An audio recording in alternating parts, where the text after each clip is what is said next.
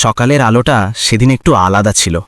জানালার কাঁচ ভেদ করে ঢুকে পড়া রোদে নীলার চোখে মুখে এক ধরনের অদ্ভুত শান্তি লেগেছিল। আজকের দিনটার জন্য সে বহুদিন অপেক্ষা করেছে, যদিও কাউকে কিছু বলেনি। শহরের কোলাহল, জীবনের ব্যস্ততা, সব কিছুর ভিড়ের মাঝেও আজকের দিনটা সে নিজের মতো করে সাজিয়ে রেখেছিল। আর্য এসেছিল ঠিক সময়েই, হাতে একগুচ্ছ সাদা শিউলি ফুল, চোখে সেই চেনা নির্ভরতার দৃষ্টি।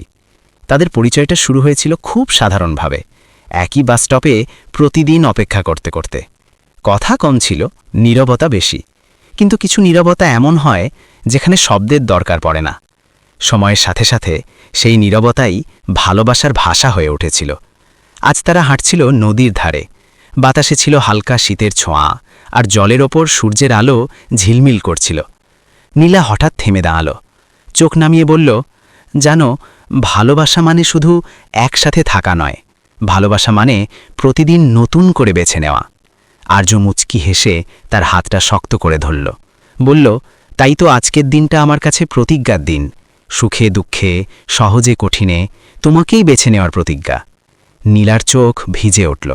কোনো বড় আয়োজন ছিল না, ছিল না দামি উপহার। তবু সেই মুহূর্তে মনে হচ্ছিল পৃথিবীর সব সম্পদ যেন এই একটুখানি বিশ্বাসের মধ্যেই লুকিয়ে আছে। নদীর জল যেমন অবিরাম বয়ে চলে, তেমনি তাদের ভালোবাসাও চলবে, থেমে না থেকে, বদলে গিয়ে, গভীর হয়ে। সূর্য ধীরে ধীরে হেলে পড়ছিল পশ্চিমে। দিনটা শেষের দিকে এগোচ্ছিল, কিন্তু তাদের গল্পের শুরুটা যেন ঠিক তখনই আরও স্পষ্ট হয়ে উঠল। এই দিনটা শুধু একটি তারিখ নয়, এটা ছিল দুটি হৃদয়ের নীরব চুক্তি, একসাথে বেড়ে ওঠার, একসাথে লড়াই করার। প্রতিজ্ঞাবদ্ধ সেই দিনে তারা বুঝেছিল, ভালোবাসা কোনো বড় প্রতিশ্রুতির শব্দে নয়, ভালোবাসা বাঁচে